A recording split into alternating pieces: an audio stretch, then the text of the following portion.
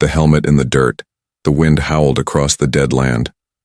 Broken machines, burned bones and twisted metal lay under the gray sky. Once, this place had been a battlefield. Now, it was just silence and dust. Kayla moved slowly between the wreckage. Her boots crunched on glass and ash. She wore a thin cloak patched many times. Her people were poor. They lived by finding old parts from long-lost wars. But no one wanted to come here. Not to this field. Not to the place where humans had fought. The elders warned her. They said human things were cursed. They said touching their machines would bring bad luck. But Kayla had no choice. Her sister was sick. Her family needed trade goods, and the machines here were old, but powerful. She walked between two broken tanks. They were not alien tanks. These were human. Boxy, heavy, marked with strange letters and faded flags. She touched one. It was cold, very cold. Her breath came out as mist. Suddenly, something caught her eye, something half buried in the mud. It was round, metal, cracked. A helmet. Kayla stepped closer. Her heart beat faster. It was a human helmet. She had never seen one up close before. Her teachers showed pictures, warned them in class. Humans were monsters, they said. Humans were gone now, but once they nearly destroyed the stars. But this helmet, it looked small, almost simple. Not like a monster's crown. She reached out. "Don't," she whispered to herself. But her fingers didn't stop. She pulled it from the mud. It made a soft sucking sound as it came loose. The weight surprised her. It felt solid, heavy. It was scratched and dented. One side was burned black. She turned it over and froze. Inside the visor, written in dried blood, were 4 simple words. "Find me. I survived." Her breath caught in her throat. No one should have survived. Not here. Not 100 years ago. Not a human. The message was old. The blood was dry.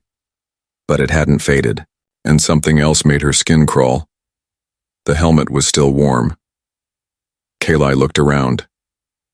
The field was quiet. Nothing moved. But she felt eyes on her. She held the helmet close and turned to leave. But something strange happened. A voice, soft, inside her mind. Kayla. She dropped the helmet in shock. Her name? No one was near. The voice was not loud, not angry, just tired. Kayla, it said again. She looked down at the helmet, then around again. No one. Just wind, just ghosts. She picked it up again, hands shaking. Was it real? Was someone alive? Was the human still out there? The soldier who shouldn't exist. Kayla did not sleep that night. She sat by the fire, holding the helmet close as if it might speak again. The others in her scavenger group lay asleep in their tents. Only the wind moved, brushing sand across the plastic walls and whispering through the bones of war machines, but Kayla could still hear the voice. Soft. Tired. Kayla. She had never heard her name sound like that. Not from anyone, and definitely not in her head. Maybe it was a dream. Maybe it was madness. But when she looked at the helmet, when she touched the old dried message again, something inside her chest felt different. Like her heart was no longer her own. Like something had reached into her and left a thread behind. The next morning, she snuck away before the others woke. She left behind the food pack. Left behind her tracker band, so the elders wouldn't trace her. She took only the helmet, a cracked water flask, and her own instincts. She followed the dream. The voice had whispered a number during the night. She didn't remember hearing it with her ears, but it had burned itself into her memory. Sector 9.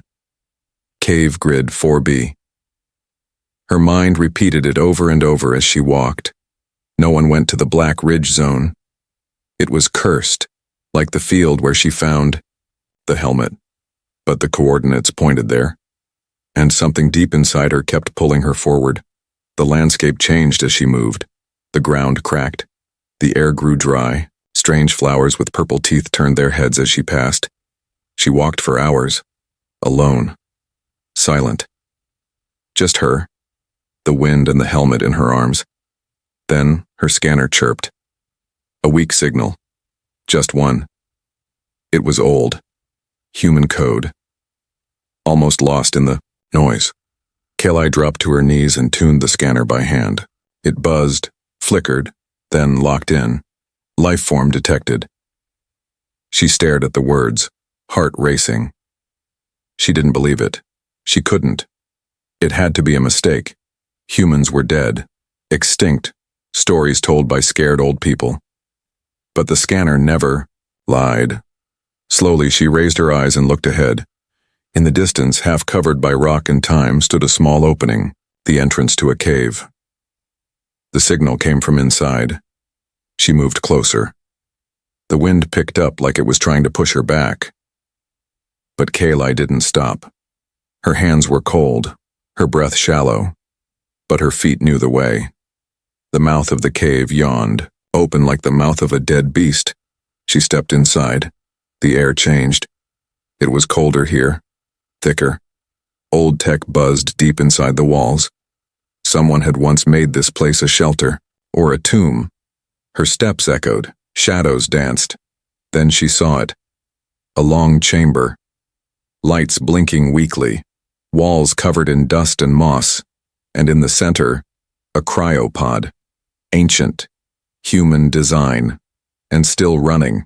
Inside it, curled like a sleeping child, was a man, a human. He had short dark hair, skin pale and thin from years of sleep. One arm was wounded, bandaged with old cracked sealant. His chest rose slowly, barely, but it moved. He was alive. Kayla covered her mouth. Tears filled her eyes. It wasn't a dream. The helmet, the message, the voice. He had survived. Kayla. Her name came again, this time from the pod. His lips moved. His eyes didn't open, but the pod was speaking. Maybe through an old system, or maybe through something else. She stepped closer. "You found me," the voice whispered. "After all this time." And then, somewhere behind her, something moved. Ghosts in the mountains. The sound behind her was soft. A small shift of gravel. It could have been nothing. A loose stone, a trick of wind.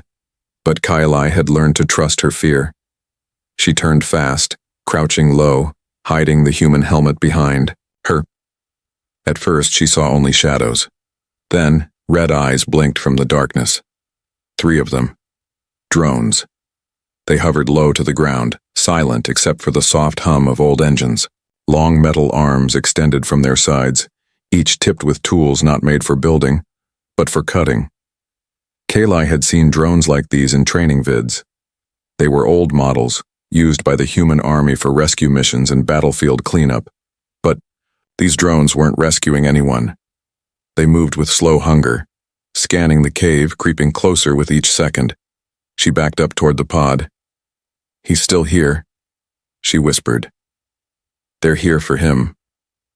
As if the pod understood, a soft alarm beeped. Weak lights flared inside and small vents hissed as systems began to wake. The man inside stirred. His fingers twitched.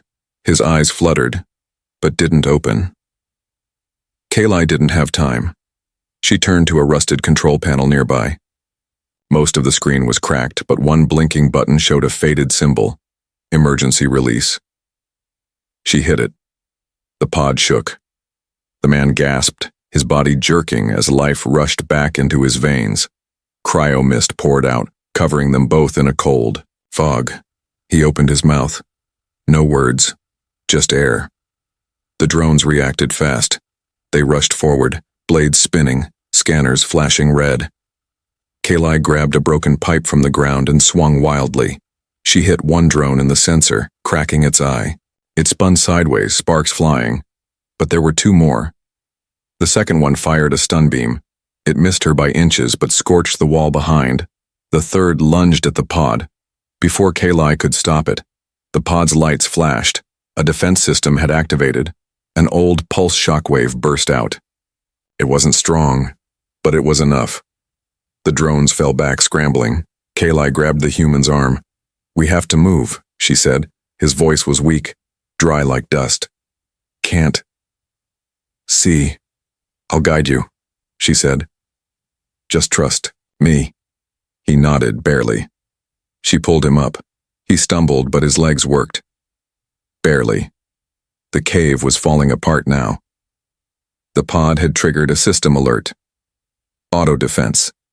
The ceiling groaned. Rocks cracked. Behind them, the drones tried to rise. Again. Kayla pulled the man deeper into the tunnel. She remembered a path she saw on her way in, a narrow cut between stone that led to a back exit. They ran, or limped, through the dark. Dust filled her lungs. Her legs ached. The man groaned but stayed close. "What year?" he whispered. She didn't answer. How could she tell him? How could she say it had been over 100 years? They reached the exit just as the cave shook hard. Part of the tunnel caved in behind them. Kayla turned back. The drones were buried. For now. Outside, the air hit them like ice. Sharp and dry. The sun had fallen and the stars had returned. High above, moons watched like silent gods. She helped him sit by a rock. His hands trembled. "You're real," she said softly. "You're actually real." He looked at her. His eyes were clearer now, though still tired. "Name's Rayan," he said. "Rayan Hunter, Sergeant, United Earth Command." Kayla stared. The words meant little to her, just names in forgotten history. "I'm Kayla," she said. "You were in that pod for a very long time." He didn't ask how long. He looked at the stars instead. "I dreamed," he said. "I dreamed someone would find me."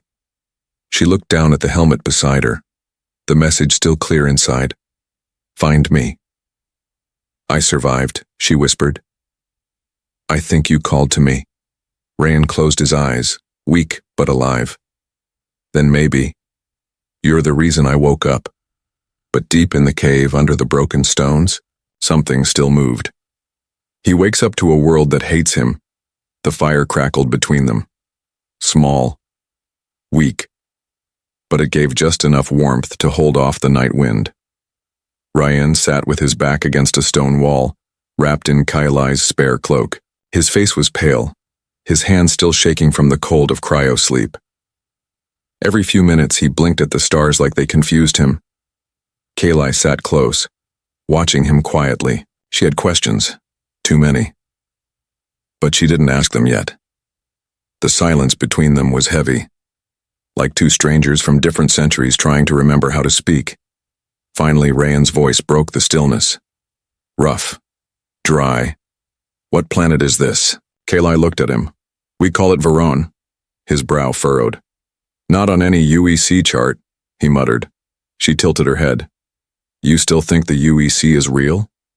He blinked. "What do you mean?" She didn't answer. Instead, she reached into her pack and pulled out a small info pad. It flickered to life in her hands. Dusty, old, but still working. She tapped the screen and brought up the date. "It's the year 3241, she said softly. Rayan went silent. He didn't move, didn't blink, just stared at the numbers like they were weapons aimed at his chest. "That can't be right," he whispered. Kayla said nothing. He looked up at her, his face pale, almost afraid. "I went into that pod in 3137. That was over 100 years ago." 104, she corrected. He let out a shaky breath. "I was supposed to be out in 7 days, maybe 10. They said backup would come." She nodded. "They never did." He looked down. "So I'm the last." She hesitated, then spoke the truth. "The last human anyone knows about." His eyes closed slowly, like each blink cost him more than the last. Kayla added more fuel to the fire. Broken drone parts. They burned fast and bright. She watched him carefully. Ryan looked strong under the dirt and frost, but there was something broken inside him, like his soul hadn't caught up with his body yet. After a while, he asked, "What do they say about us now?" "About humans?" She hesitated, then answered honestly. "They say you were monsters," she said. "Dangerous, cruel. They say you tried to control the galaxy, that you couldn't stop fighting, that your machines poisoned whole worlds." Didn't speak for a long time, then he chuckled, a bitter sound. "Some of that's true," he said, "but not all, not even most." Kayli leaned forward. "What really happened?" Ryan looked at her. "We weren't the only ones at war, but we had better tech, better plans. That scared the others. So they joined together, not to fight us, but to erase us." She frowned. "Erase?" He nodded. "They didn't just want to win. They wanted to wipe us from history. Shut down every satellite. Destroy every record. Kill anyone who remembered. But, why? Because we made them feel weak, and no one forgives that." Kayli was silent. She thought about the helmet, about the message, about her own people. Rand turned toward the horizon. "I had a message," he said, "before the pod. I was carrying proof. Something big. Something they didn't want seen." "What was it?" she asked. He shook his head. "I don't remember, it's still fuzzy." Kayli touched her scanner. The signal from the pod was still logged. Maybe there were files left inside. Maybe that message was still there. Suddenly the scanner beeped, her eyes narrowed. Movement. Nearby. She stood quickly and turned in the direction of the signal. Her hand hovered over the small knife at her waist. "Someone's coming," she said. Rand tried to stand but collapsed to one knee. His body was still too weak. Kayli helped him up. "We need to move, now." Together they climbed the rocky slope behind the camp. At the top, they hid behind a stone outcrop and looked down. A group of riders had entered the area. Not drones. Not strangers. They were Kayli's own people. Scouts from her clan. She cursed under her breath. "They tracked me," she said. "They must have followed the signal." Rand's voice was calm. "Will they help us?" She shook her head. "No," she said. "They're not here to help, they're here to kill you." A war buried in silence. They lay low on the ridge, hidden beneath stone and shadow. Below, Kayli's people moved through the ruins of the old shelter, scanning every footprint, every heat trail. Their tracking drones hovered in tight circles, glowing, blue eyes sweeping the ground like hunters smelling blood. Kayli clenched her fists. These were her people. She had grown up among them, shared food, built tents, listened to stories by the fire. But she also knew what they would do if they found Rayan. They would not ask questions. They would not give him a chance. They would kill him, and then punish her for helping him. Behind her, Rayan breathed slowly. His body was getting stronger, but not enough to run far or fast. He crouched beside her, watching silently. "You still have time," he said. "Leave me. Go back to them." She didn't even look at him. "No. If they find us, they'll kill you too. I know." The silence stretched between them like a blade. Kayli reached into her bag and pulled out the old human helmet, the one that had started all of this. She ran her thumb over the blood-stained message. "Find me. I survived. Do you remember writing this?" she asked. Rand looked down at the words, his eyes narrowed. I don't remember doing it," he said softly. "But it was me. I know it." Kayli turned to him. "You said you were carrying something, a message, something they didn't want the galaxy to see." He nodded. "Do you remember what it was?" He closed his eyes for a moment. A long pause. Then, "Evidence." "Of what?" He opened his eyes again. "Betrayal." Rayan's voice grew tighter. His jaw clenched. "We thought we had allies. Alien governments that had signed peace with us. But they lied. They made deals behind our backs, promised to share our technology, then turned on us." Kayli stared. They started the war, he said. We finished it. But then they erased it, rewrote it, blamed everything on us. Why would they do that? Ryan's voice turned cold. Because history is written by survivors. And they made sure almost none of us survived. Kayla sat still for a long time. Her heart ached. Her head buzzed.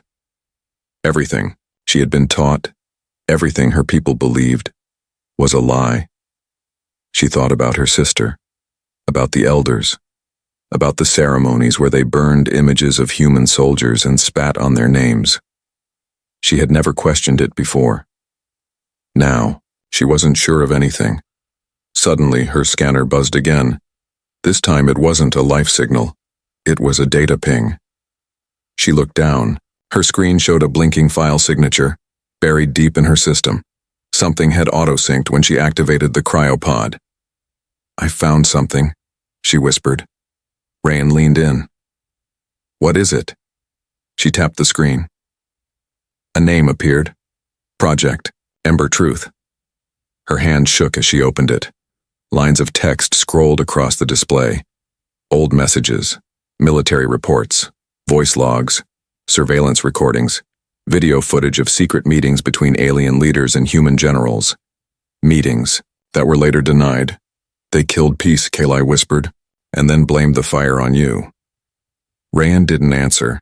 His eyes were locked on the footage. A younger version of himself stood in a room full of alien leaders, raising his voice, holding out a treaty, begging for unity. The file ended with his own words. If you silence me here, let the stars hear it one day, that humanity came not to conquer, but to survive. The screen went black. Kayla stared. The world tilted under her. For the first time she saw her people, not as survivors of war, but as keepers of a lie. She stood up slowly. Rayan looked at her. What are you going to do? She didn't answer right away. Her eyes followed the scout patrols below, then turned back to the canyon behind them, a path that led deeper into the mountains, far from any known map. They'll never believe you, she said. But they might believe me. You'd risk your life to tell them? No, she said. I'd risk it to give them the truth. Rayan looked at her. Something passed between them. Not trust. Not yet. But maybe the start of something stronger. Pulled the helmet close and slipped it into his pack. Kayla reached out her hand. Come on, she said. We're not running. We're going to show the galaxy what they tried to bury. They turned together, walking toward the unknown. But, behind them, in the smoke and dust, a silent drone watched from above and began transmitting. The forbidden broadcast. The wind howled through the broken tower like a warning. Kayla stood at the edge of the platform, staring up at the ancient structure that rose above the clouds. It had once been a communication hub, built by humans during the early wars long before her people claimed the land below. No one came here anymore. They called it haunted. But to Kayla, it wasn't haunted. It was the only place left that might still speak the truth. Rayan limped beside her, leaning on a metal rod as a cane. His recovery was slow, but his eyes were clear now, sharp with purpose. He no longer looked like a ghost. He looked like a soldier again. Are you sure the transmitter still works? He asked. Kayla nodded. The signal tower runs on a buried core. It reactivates during magnetic storms, and there's one coming in less than 2 hours. Enough to push the signal past local blockers? She turned to him. Enough to reach every planet that still listens to OpenNet. They shared a glance. No words. They both knew what that meant. If the message went through, it would shatter everything. All the history their people had believed, all the lies the High Council told, and it would paint a target on their backs. They climbed the old stairs in silence. The metal creaked. Wind pushed at them with cold fingers, but step by step they rose until they reached the control room. Dust covered the panels. Screens flickered. Most systems were dead, but one core panel blinked faint green, a pulse of life in the bones of the past. Rayan dropped into the chair. He placed the helmet on the console and pulled the data chip from his pocket. Kayla handed him her tablet. He connected both. "Help me search the files," he said. "I want to send the cleanest truth, something even the liars can't twist." They worked quickly. Kayla found footage of human children helping alien refugees. Rain found his own speech, the one where he begged for peace and was mocked in return. They layered the images, added proof from government records, and sealed it with encrypted tags to prevent edits. Then they paused. A red button blinked. "Broadcast." Rayan placed his hand over it. He didn't press it yet. "Once this goes out," he said quietly, "we can't take it back." Kayla looked at him, then let it go forward. Together they pushed the button. For a moment, nothing happened. Then the room glowed. A loud hum filled the tower. Energy surged through the old systems, climbing the antenna like lightning chasing the sky. The file launched, streaming across the stars on hidden frequencies, bouncing off old satellites, digging into corners of the galaxy untouched for decades, in the far reaches of the outer worlds. A technician blinked at his screen. On a merchant ship between moons. A captain paused mid-sentence. In a learning hall on a desert planet, children watched history unravel, because what they saw wasn't the monster stories. They saw humans, as they were, some cruel, some kind, some scared, just like them. And in the middle of it all, the face of a tired soldier named Rayan Hunter, speaking truths that had been buried under 100 years of silence. Kayla watched it all go out. Her hands shaking. Then the alarm blared. They were no longer alone. "Dropships incoming," she said, checking the scanner. "How many?" Rain asked, grabbing the helmet and the tablet. "Too many." "Then we don't fight," he said. "We vanish." Kayla nodded. She had already mapped a tunnel below the tower, one used during the old wars. She opened the hatch. Together, they climbed down into the dark. Above them, the tower burned as enemy ships dropped fire from the sky. Metal screamed. Comms crackled, but the signal had already left, and the galaxy could no longer pretend it hadn't heard. She carried him through fire smoke filled the tunnel behind them. The ground shook with each blast as the tower above burned. Fire poured from the sky like falling stars, and the mountain itself screamed under the weight of attack. Kayla didn't stop. Her hands gripped Rayan's arm tightly. He had taken a hit. A sharp piece of metal had sliced across his side before they escaped into the underground path. His breath came in short gasps, and blood dripped down his leg. But still, he walked. "You should have left me," he whispered. Kayla didn't answer. She kept pulling him forward. His steps slowed. His body leaned heavier against hers. But she didn't let him fall, because deep inside her, something had changed. This wasn't just about him anymore. This wasn't just about the message or the helmet or the truth. It was about what came next. The tunnel led them to an old bunker, a forgotten place with a hidden hangar. Inside, under sheets of dust and time, waited a human escape vessel. Old, rusty, but intact. Kayla activated the systems. Sparks flew, then power returned. She helped Rain into the seat. His face was pale now, his hand pressed against his bleeding side. "Kayla," he said softly. "You did it." She looked at him. His eyes were tired, wet with pain, but filled with something else too. "Peace." "The signal went out," he whispered. "They'll know now." She nodded, wiping her face. "They'll come for you," he said. "You're the one who broke their silence." "Let them come," she said. He reached into his jacket and pulled out the helmet, the same one she had found in the dirt just days ago, the one that carried the message. He placed it gently in her lap. "This time," he said, "you wear—" Kayla didn't understand at first, but then she saw the truth in his eyes. He wasn't coming with her. "No," she said, her voice cracking. "You're not staying." "I won't survive the flight," he said. "But you will, and you can take the truth further." She shook her head, tears falling now. We both go. He smiled. It was small, soft, but real. You already carried me through fire, he said. Now carry the message. The engines began to warm. Outside, dust rumbled.